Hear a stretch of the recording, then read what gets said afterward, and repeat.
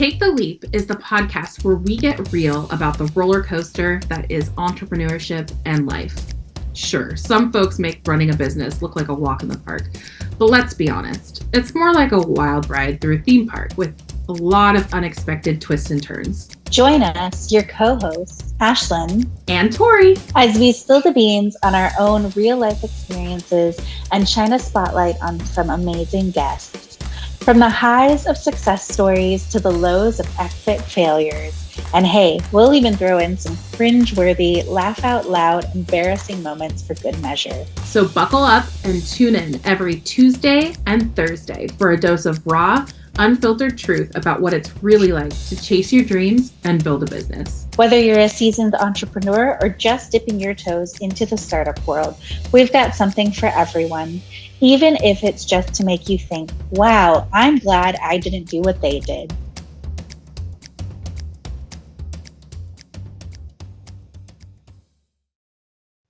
Hello, everyone. Welcome back to the Take the Leap podcast. We are going to chat about our last episode where we had Gresh Harkless on.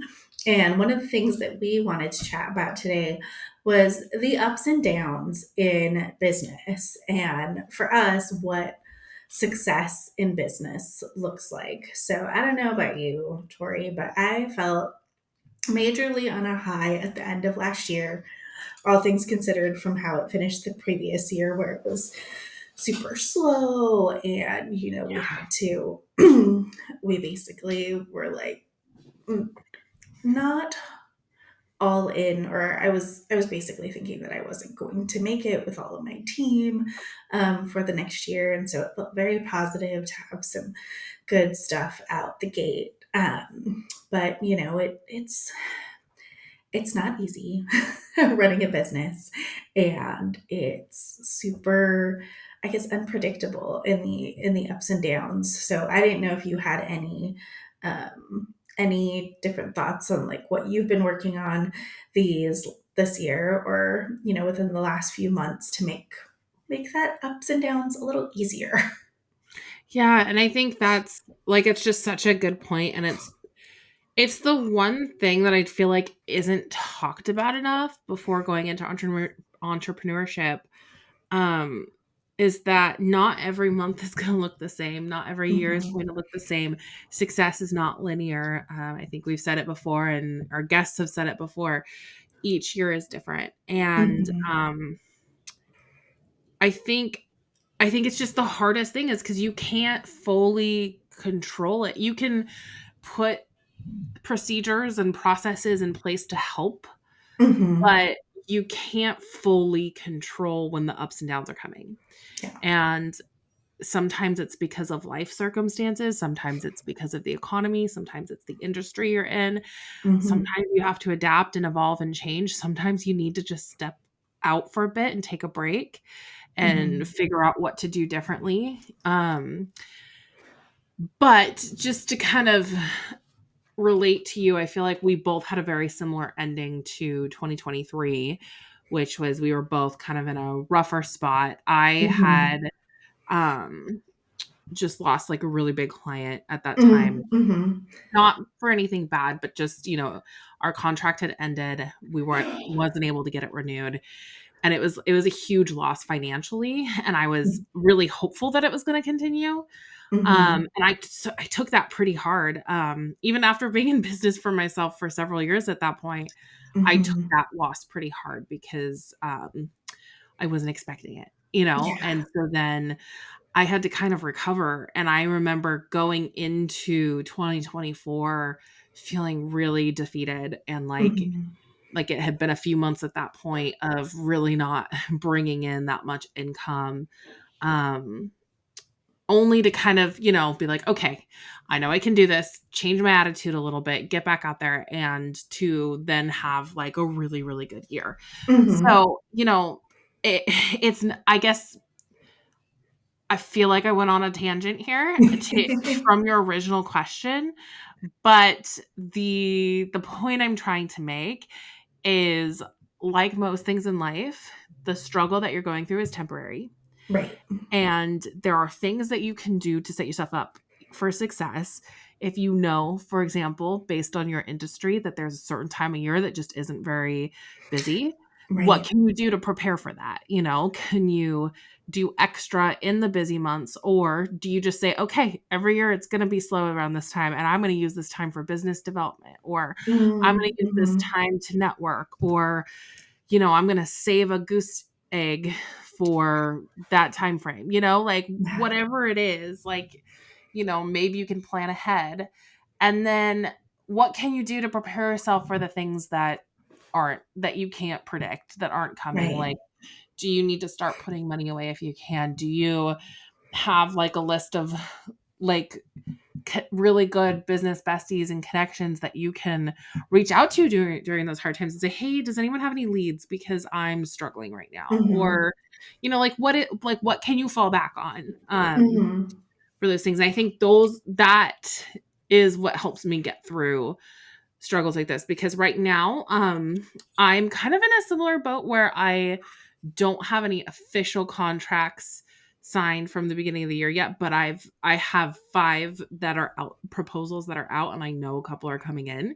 Mm-hmm. So I'm like, okay, like it's going to be fine. And I'm feeling really optimistic and I'm feeling really good about this year, Mm-hmm. but I know that there's a really good chance that there's going to be another point this year where I might not be feeling that way. Yeah. So, like how can I guess try to shift my mindset a little bit so that the lows don't hit me and the highs Mm-hmm. are great, but I don't Yeah. rely on them too much, if that makes sense. Totally. Yeah, I think one thing that I'm realizing too in my own business is a lot of fits and starts, of like, we'll do this well for a while. And then I just need to figure out for myself how to not let certain things fall off and how to have that consistency Mhm. and looking at them at what I think what's been difficult is the things that were successful before, like we're having to adapt and shift and Yes. change and do things differently as well. And, one of the things that I think is really telling about last year was it was an election year and Right. people were not doing things the same way that they've always done. And then also with the looming uncertainty of like tariffs and, what is going to happen with our new administration and how is that going to impact other businesses, not just your own in that decision making, especially if you do a lot of B2B like you and I do. How is that going to impact where we're going in this next year as well?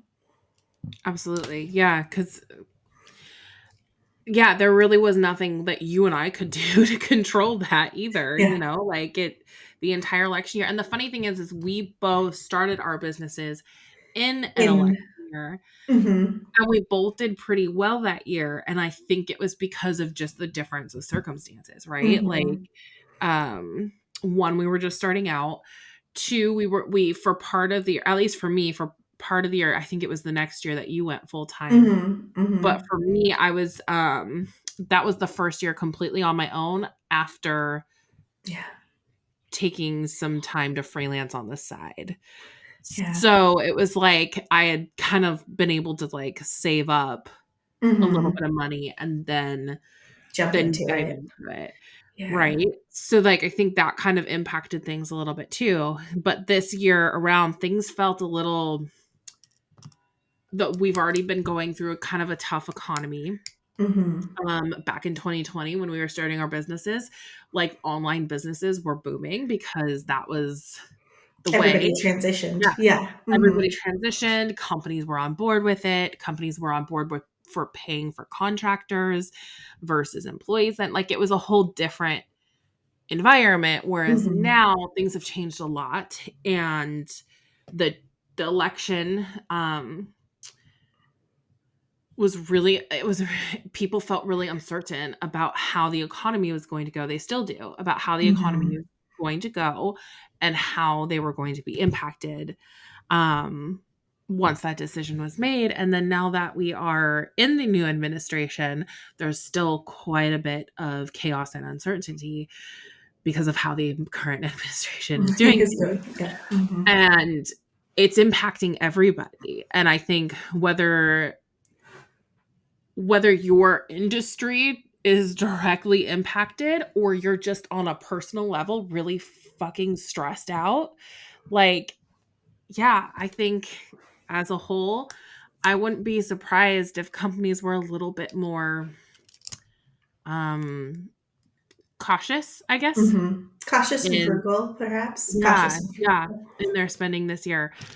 But then that said, I'm also feeling really optimistic about the ones that I'm finding. So I guess, there's no way to fully predict, you guys. Yeah. Yeah.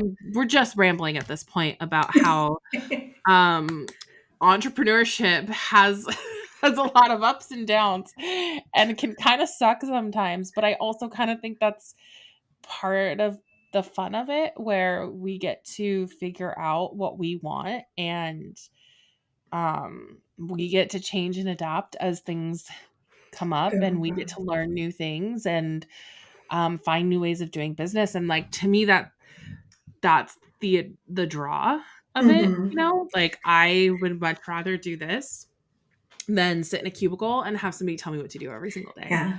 Or get laid Um, off, because that's like happening still a lot to yeah. people too. And that's really scary too. Mm-hmm. Whereas, like, even though I know that I might go a couple months without getting a ton of traction with certain clients, or without getting, maybe a client decides not to pay an invoice, or, something like Mm-hmm. that. I know that those things can happen to me. I also know that I will always find more work because True. I've proven that to myself over and over again. And though technically you could say that for like a standard 9 to 5 job, like you can always get another job, I do know that looking for a job is exponentially harder. At least it was for me.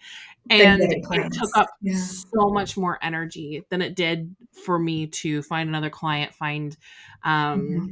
another project, find some more recurring income, like Mm-hmm. it felt like an easier thing for me to tackle than finding another W-2 Yeah. Job. job. And that's not saying everybody should be an entrepreneur. I'm just Mm-hmm. saying that for me, that's how that was. And so I think there is still risk in Mm-hmm. anything that you do. And if you're an entrepreneur, you probably are more into risk than most people. It's But true. yeah. Risk tolerance higher. It's Mhm. funny. It's interesting. Not funny. It's interesting that you said that too. About I'm going to take this down on a totally different path, but about having to find a W-2 job versus like having your own business. There's a lot of things that you can do in your own business that supports that kind of like a one to many approach, as opposed to like when you're looking for jobs, it's like, okay, maybe there's like 10 companies you actually want to work at. You have to individually reach out to each of those 10 companies. They have a standalone process of, the interview, reference checks, all of this.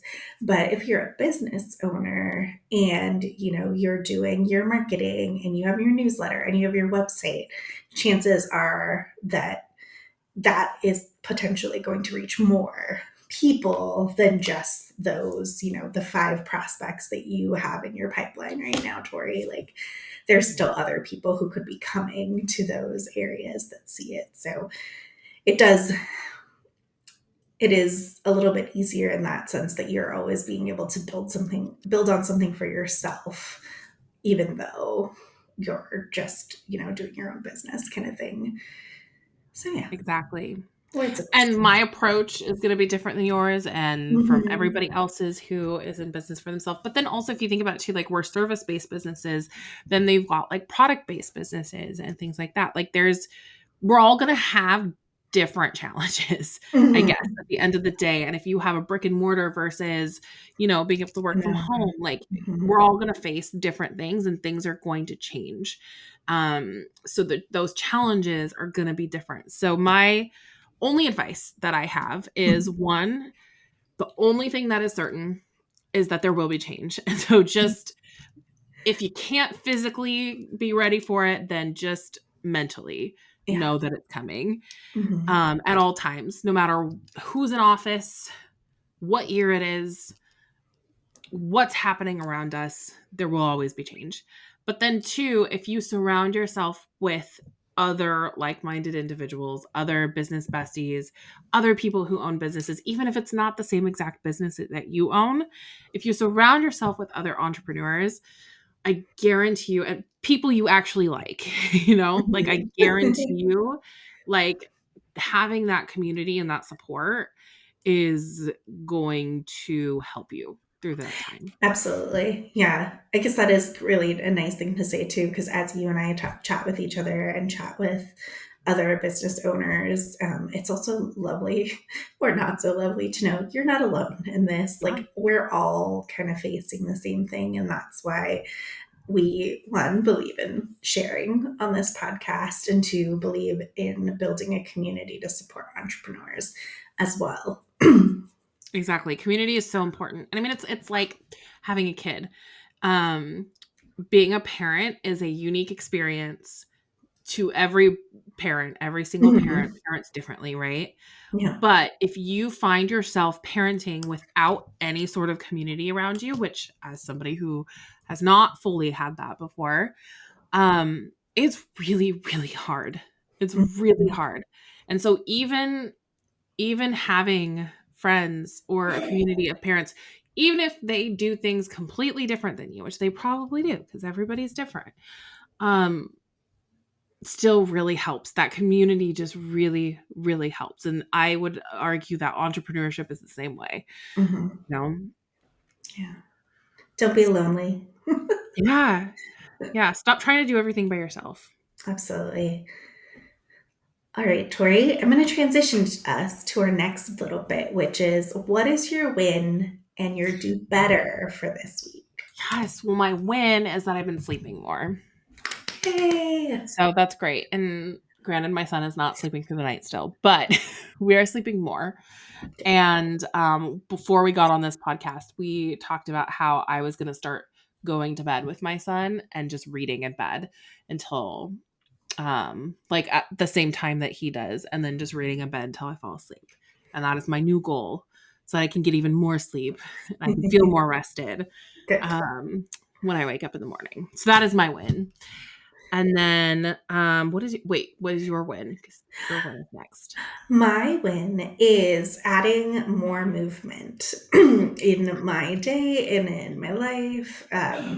Obviously, it's much easier because it's been so nice weather-wise out here. We got to 73 today, Oh which my is gosh, I'm so jealous. amazing. Yeah. But yeah, we finally, and because you saw the photos, finally went on a hike. Desert hiking is a lot different than Portland or Oregon forest hiking, but it was really pretty to go see some of the red rocks and felt really good to get out, just to get outside and go do something in the sunshine as well. And yeah, even though it was only, I think it only got up to like 64 or something. It Only was hot. It was 64. warm. It was hot. It was beautiful. We did like a loop, and I was just like, once we got to like the shady part, I was like, oh, thank God. My husband's like, what? Why? What's the problem? And then he felt like, because I was in like a tank top and then like long pants, and he felt my arm. He's like, why are you so warm? I was like, because I'm dark. It happened. But yeah, it was really fun.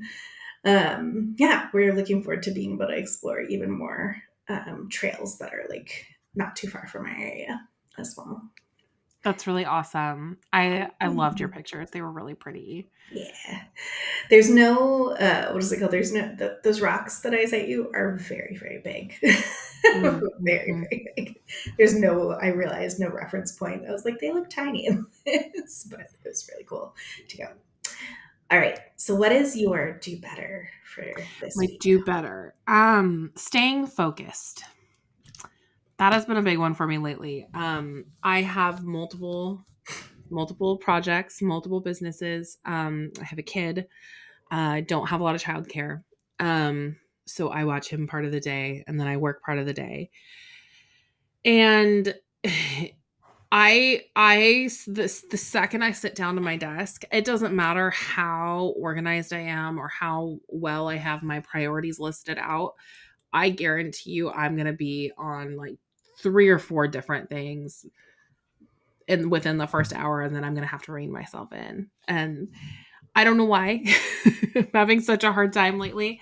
My usual ADHD tricks help, but for some reason lately, I've been having a really hard time staying focused on any one thing, and I'm just jumping from one to the next. And Oh, I'm so yeah, sorry. I don't know why. So my need to work on is staying focused. So I think this week I'm truly going to give schedule blocking a try again. And I think that might help. And just looking at the meetings on my calendar, I'm like, okay, I think I can schedule it in a way where it's going to make the most sense. So I will report back and let you know how that Either goes. schedule blocking or maybe try Pomodoro, which is like Oh, 25. I don't yeah. think it's schedule blocking for you. I think it's 25/5, and see how that does. Okay.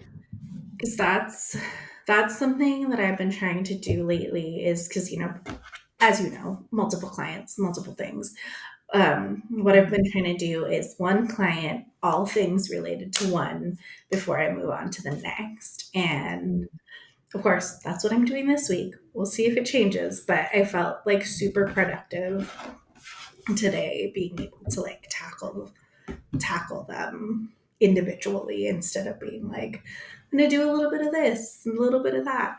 Another thing that I found helpful too is batching by what you're doing. So like all blog posts, all social media, all fucking around with shit in Canva, and doing it that way too. I like that.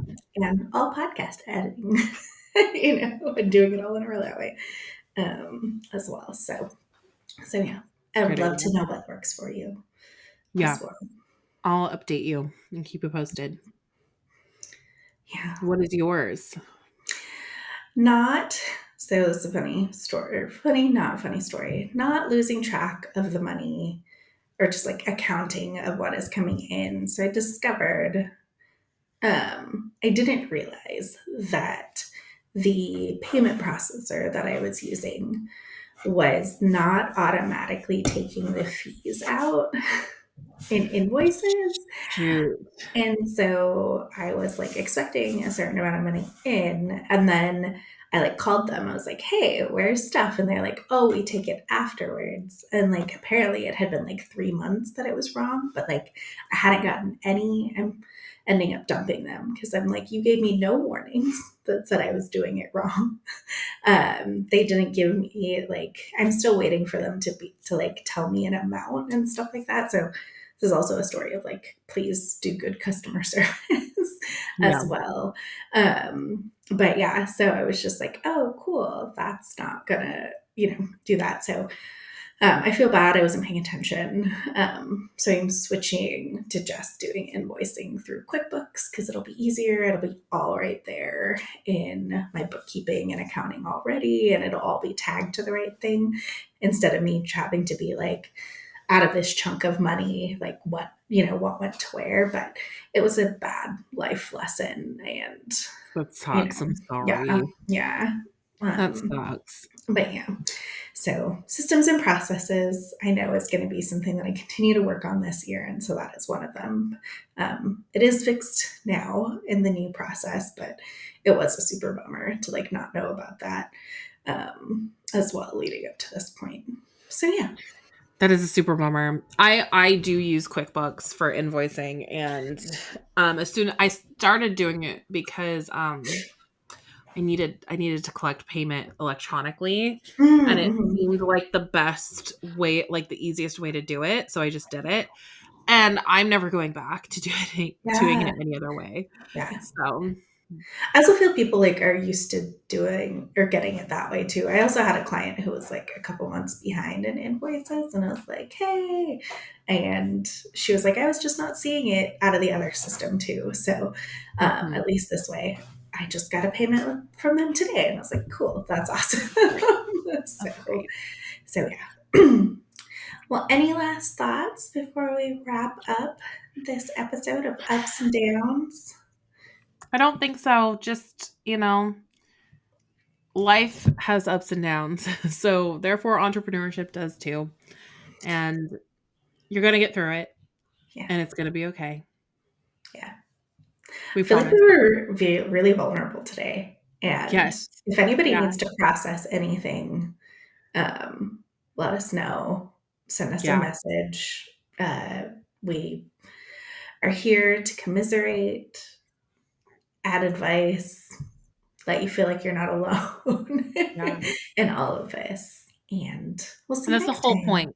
It's the Yeah. whole point of our podcast and the course and the community, is that you're not alone. Like we don't want, like we went through it on our own for a while and we don't want other people to. Yeah. So yeah. Yeah. Well, If thanks, you need a everybody. biz bestie, we'll be yours. Yes, exactly. We've got room. Yep. Awesome. Bye for now, everyone. Bye for now, everyone. Thank you for listening. Thank you for listening to the Take the Leap podcast. We hope you found useful takeaways you can apply to your entrepreneurial journey. Subscribe so you don't miss future episodes, and keep in touch and follow us on Instagram.